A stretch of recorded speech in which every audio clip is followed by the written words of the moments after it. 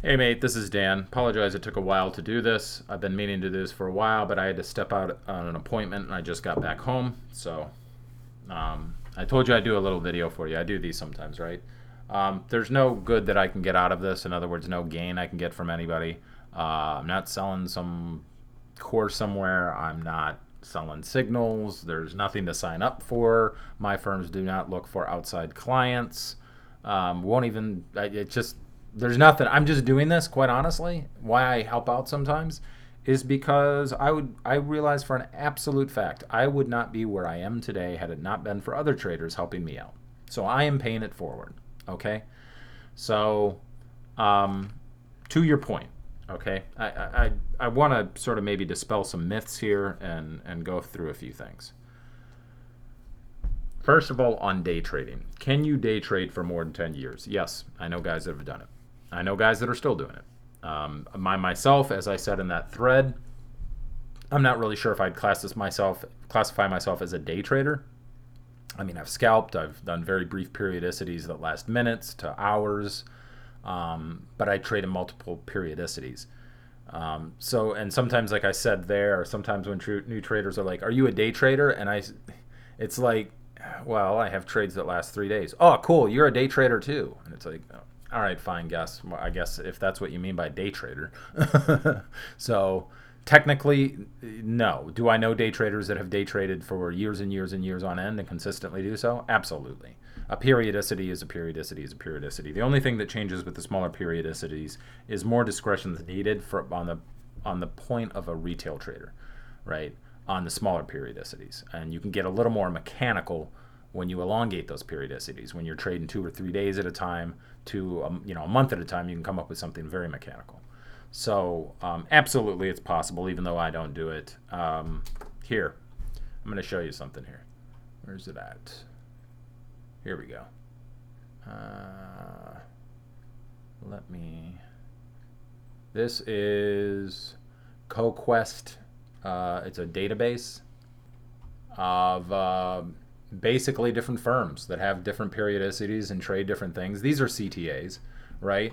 Many of them have many millions under management. Some of them run day trading strategies. Absolutely, they do. Here's IASG, right? I've got an IASG account. Here's Barclay Hedge. These are databases where you can go through and look at different firms and what they're doing, and you can look at their performance and how long they've been going, right?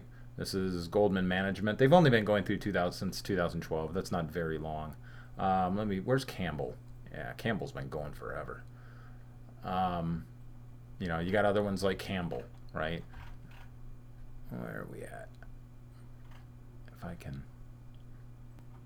Okay, I had to do it this way to fit it in. For some reason, it's not letting me scroll down. That's rather interesting. But I think they go back to like 1980 something. Campbell's been around forever. They'll tell you their periodicity, technical, systemic, diversified, quantitative analysis, forward, futures, global. They'll tell you all sorts of stuff when you go through these sheets, okay? Long and the short of it, yes. Many, many, many, many, many do. Some people, I think, misunderstood some things I was saying about day trading earlier. When you go into the day trading periodicity, I do not recommend to any new day trader that they try to develop some mechanical system because it's far, far, far, far, far beyond your capabilities. It's beyond my capabilities, quite frankly, and I've done quant work. There's a lot of quant firms, and they'll tell you we're not going to touch that because what's required is lines of code that needs to be reviewed constantly and changed and adapted. So can you come up with a mechanical system that's code? Yes, but you would need a team of quant coders who are also traders. And by the way, that's very difficult to find. A quant who also understands trading. You can get a coder and you can get a trader, but sometimes getting them both together is a very difficult thing to do. They're very rare. But can you do it? Yes, but it requires code that you don't even understand. And before anybody hands me this, that's not opinion. All right? It's just not. It's absolute fact. And let me tell you something else. My firm has a new business relationship with, I would put it household names. Okay, I was like, oh really? It's like, yeah, really. I'm not saying that to brag. What I'm saying is these are two wickedly talented traders. Their track record goes back decades, And they always preach like, we trade mechanically, we trade mechanically, we trade mechanically. And I've watched them trade myself, standing back from a quantitative basis, and I'm sitting there thinking, no, you don't. You trade systemic discretionary, which is a different thing, but they don't trade purely mechanical. They allow their discretion to get in there. So, okay. But can you day trade for 20 years of your life in a systemic, discretionary manner, not needing a lot of code or a lot of quant work in it? Yeah, absolutely you can. Absolutely it's possible. Right? A little bit of discretion and some sort of process? Absolutely. It's easily possible, and there's tons that do it. So, getting back, that's the first point I wanted to make. I may not personally have a lot of dedicated programs. When we say programs, what we mean is strategies that are running constant day trading stuff. But have I done it here and there? Yes. Do I know guys that do it for years on end? Absolutely. Is there databases filled with guys that do it? Absolutely. I just showed them to you. So, am I using algorithms? Okay, maybe I can dispel something here. I don't think new traders, when they use that term, they really know what an algorithm is. Okay? I don't think they understand how trading firms use algorithms.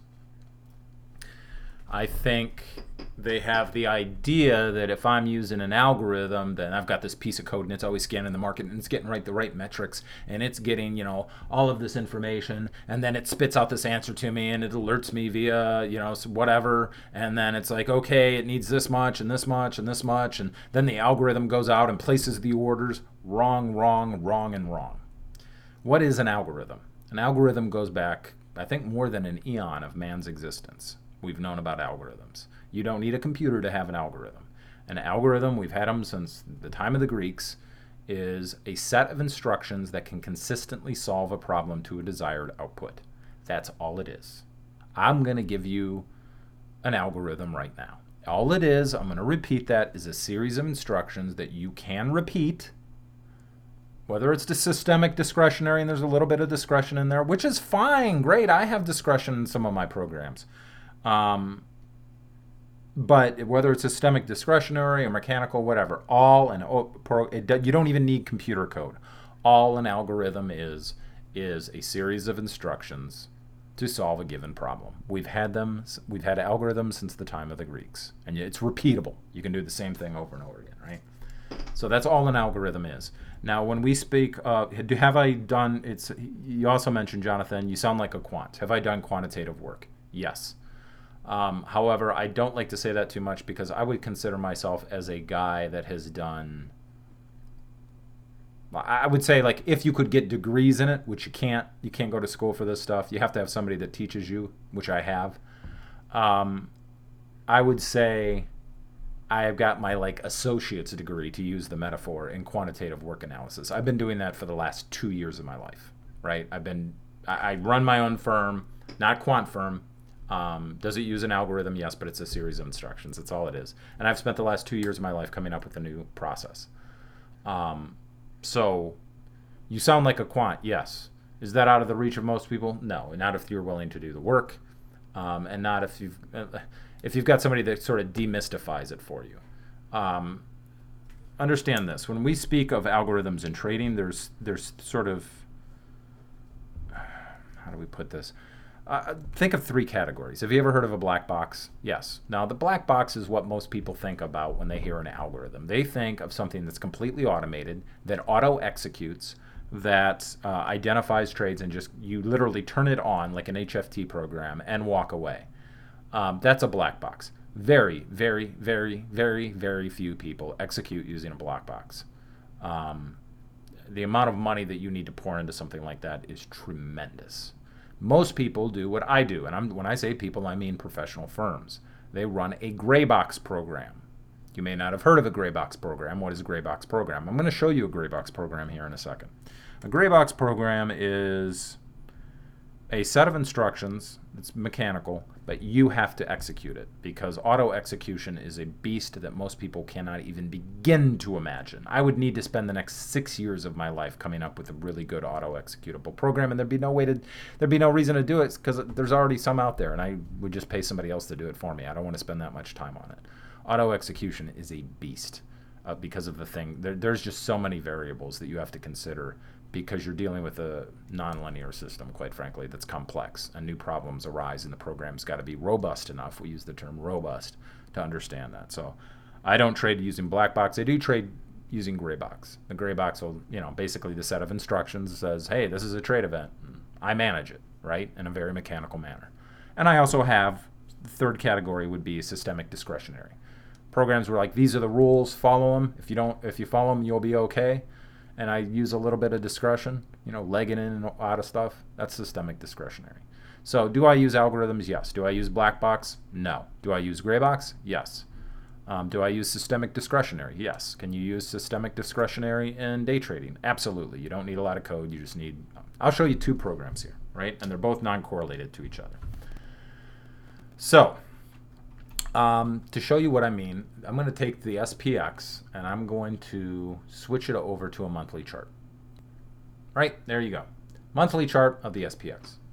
Now, I don't really like tools because I don't really believe in them personally, but can you use them? Yes. What I'm going to do is I am going to put on, let me see here, God bless it. Where's it at? There it is. I'm going to put on an EMA of this simple. Now, because it's a monthly chart and the periodicity is longer, it's easier to basically come up with something. Longer periodicities are much easier. So I am going to put, what is that? No, let's not do 50. Let's do 13. Very simple one. I show this to people all the time. Okay. Remember, what's an algorithm? It's a series of instructions for a desired result that's repeatable into the future. So you basically, when you are above the EMA, you check it at the first of the month. If you closed above the EMA, you stay long. You come back at the end of the month. You don't look at it. So you buy the spiders, right? Just figure it something low cost. You buy the spiders at the beginning of the month and you come back literally a month later. That's simple. If it closes below the EMA, you get out and you stay flat until such time you get a signal that basically you closed above the EMA and you stay long. This only works on this periodicity. If you take it to any smaller periodicity, you're going to find a ton of, but you can back test this all the way back to 1970. It works and it beats the market. Wham, bam, just gave you a gray box strategy. It's that simple. Did I just give you an algorithm? Yeah, I did. Do I use this? I have it in my repertoire, but I use something a little different. That's all proprietary and I'm not sharing it. Okay, but would this beat the market over long haul? Absolutely. Is it perfect and are you going to run into drawdown? No, it's not perfect, and yes, you're going to get chopped up like every other strategy on planet Earth.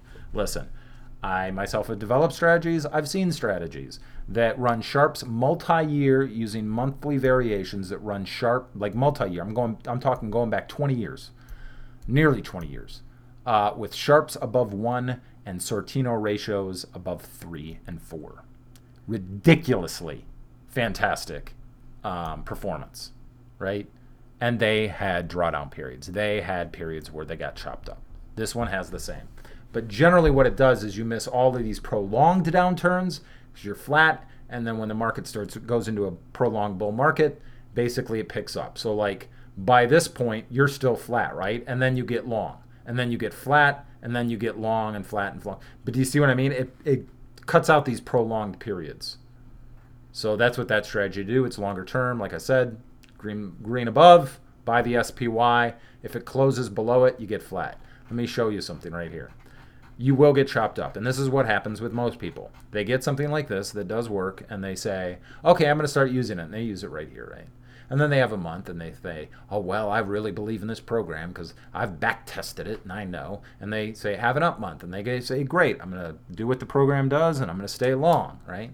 And then they have this month where they suffered through all this drawdown, and basically right here, they have to go flat cash, right? And the second month they're thinking, aha, see, it's working, we're going to have a big downturn. And then it goes up. Most people don't show you where the strategy has drawdown. I will. They missed this because it said to stay flat back here, so they missed this whole rally. And then, okay, close above it. Well, guess we're rallying again. Do you see how they get whipsawed? And usually right about here, they say this strategy doesn't work. And they go hunt up another method. They can't sit through pain. That's why I say all quants aren't traders and all traders aren't quants. And if you can find two that are the same, you have found a very rare individual. A trader can sit through pain and discomfort in the drawdown of a system. And in 2015, this hadn't had some. And usually what happens is there's a trader out there, he had an interview, and he said, a friend of mine calls it method hunting.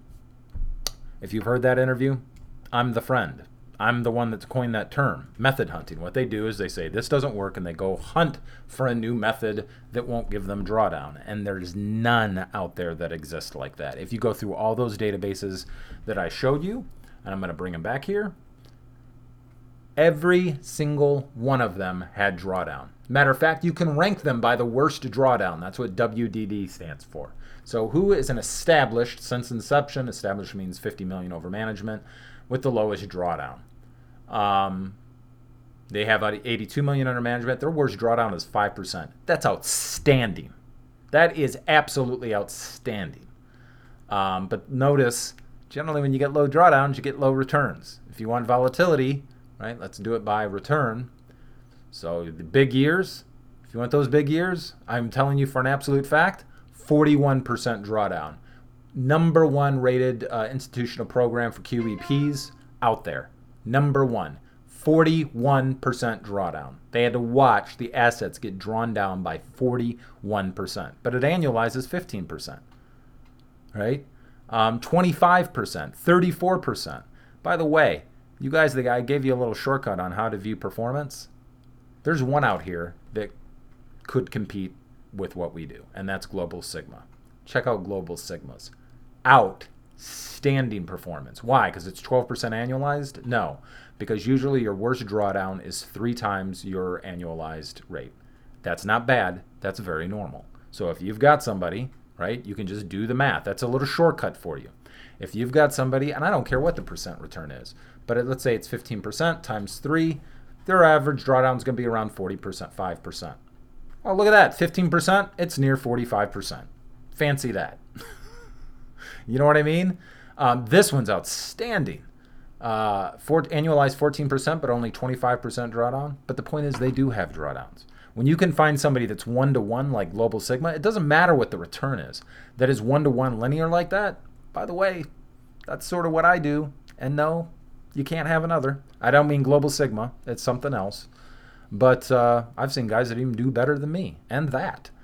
But what makes Global Sigma so absolutely outstanding and number 5 listed in the world on QuoteQuest Traders is their drawdown to annualized rate is under 1 time. So their annualized rate of return is 12.66. That is like trading God of Thunder right there. That is so difficult to do. And even some of these other ones, like if you've got 27% worst drawdown,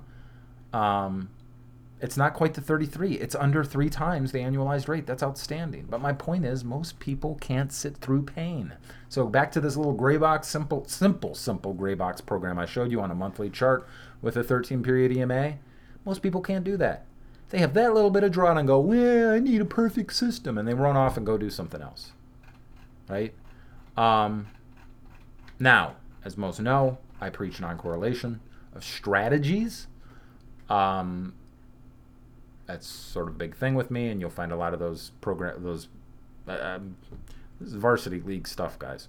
I hope you appreciate it. What a lot of people do, I'm not by no means unique by saying running multiple strategies. They run something different. So you run something like that in the background, right? And then you also run a day trading strategy. And let's get the indicators off of there because, quite frankly, I hate indicators. Clear all. This is not mine by any means. This is the way the old floor traders used to do it, but they didn't have charts.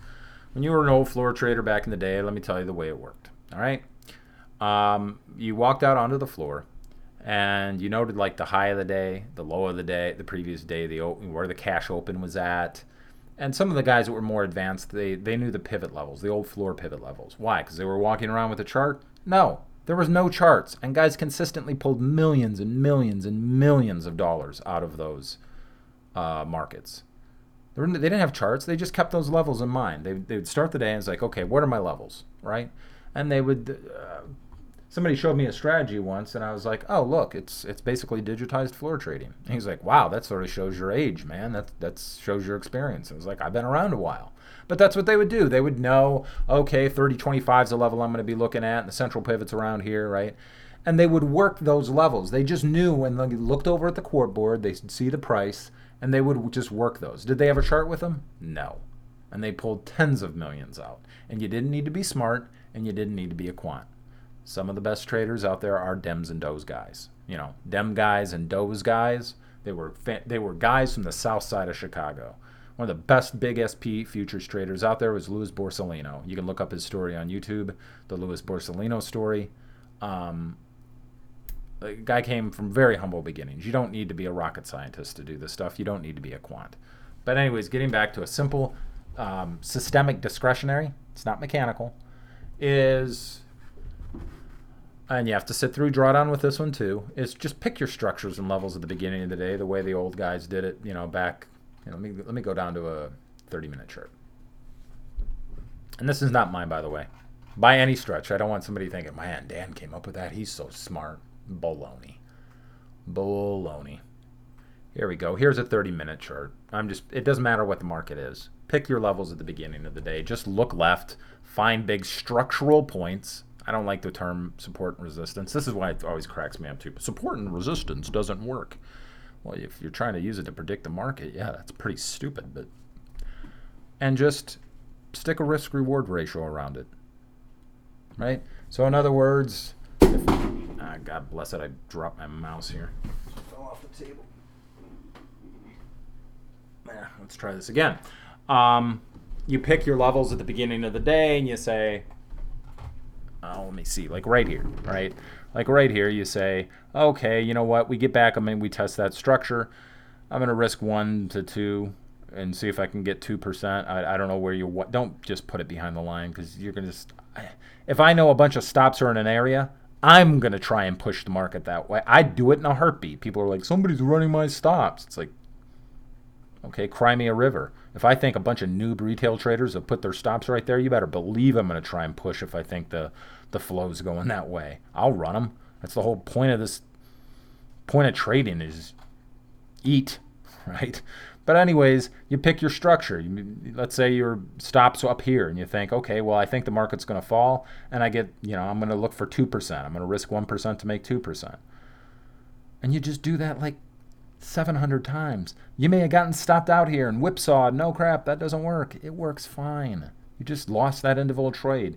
Maybe right here, this one right here, you think, oh, that looks like a good supportive structure. I'm going to put a stop somewhere down here where it's about 1% of my account, and I'm going to try and get 2%. You can keep the risk nice and tight. You don't have to put it right behind that line, but a little farther, and then try and get 2% out of it.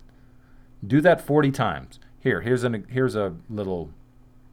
Same thing up here. Oh, look, structural area, right? Ran into a lot. So maybe I'm going to be short the market. I'm going to risk 1% of my account and try and make 2%. You do that 400 times. Risk 1 to make 2. Most of those guys you see in those databases are running programs that are only 40% accurate. They're not very accurate. But if you do 1 risk to 3 reward and you can hit 40% accurate, you're going to print money. Print it. But it means you have to be okay with being wrong a lot, and most people aren't. Trading is a lot like running a casino. You can run multiple games in your casino, or you can run multiple strategies in your portfolio that are doing very different things, and you know your payout odds. How do you know your payout odds? Because you do the work. You basically go through years and years and years and years of data till your eyeballs are bleeding like I have, and you gain confidence in a process and a methodology. And you say, yeah, if I do that on these structural levels, 30 minutes I came in every day, I'll go through strings of losses where I'm losing 7, 8, 9 in a row. But if I keep that and I really risk 1% to make 2%, and I can keep my risk nice and tight because I can identify, in some sort of systemic way, a structural point, you're going to print money. You don't need all this, and it's not important about your entrance. I see so many new retail traders. I'm not yelling at you or anything. I just see this all the time. I get frustrated with it. Everybody hyper focuses on having a bunch of tools. It's like, I don't need one technical tool. Give me a chart, give me some levels, and I could print money. Print it. And it's not because I'm so special. A monkey could do it. Right? But what a monkey can't, like, where it's hard for us is we have to fight our natural human tendencies because nobody likes to lose over and over again. And if you want to trade, you got to learn to lose. You got to learn to get hit in the face with a loss. Always try to make sure you're risking a little bit. Have multiple occurrences. Listen, do the math yourself. Have 400 occurrences. Flip a coin, right? And when you lose $1. When you win, you gain $2. Do that 400 times and see what it looks like. You'll be sitting on money. All right? So, there's other things called multivariate edge I could get into and a lot of other factors, but it's that simple. You could run a simple systemic discretionary day trading system like that. Maybe read a little bit of order flow to help you out around those structural levels when you think it's getting exhausted and you're not getting trapped. Because a lot of retail traders, ooh, look, it's going up, I'm going to buy. And they run right into this structure, and you read the flow, and the flow gets exhausted, and they bought the top. Wham! It's like, gee, I wonder why you keep buying tops, right? So something that simple, right? But can you do that over and over again for years? Yes. Is it easy? Yes and no. It's very easy to look at it and say that's a process, but it's very, very difficult to implement. And it's like thinking like a professional casino. And let me tell you, as my mate likes to say, he's a trader, casinos lose money all the time. They lose money on all their tables, but they know their payout odds. Can you imagine if they lost on roulette or lost on, I don't know, baccarat, some table? Can you imagine the casino manager going over, ooh, we got to fiddle with the strategy. We lost money today. No. We're going to lose sometimes. That's what the casino says. Sometimes we're going to lose big. Maybe that's good for the casino because then people are going to come back. They're going to think, ooh, I could win too. They know their payout odds over a long period of time.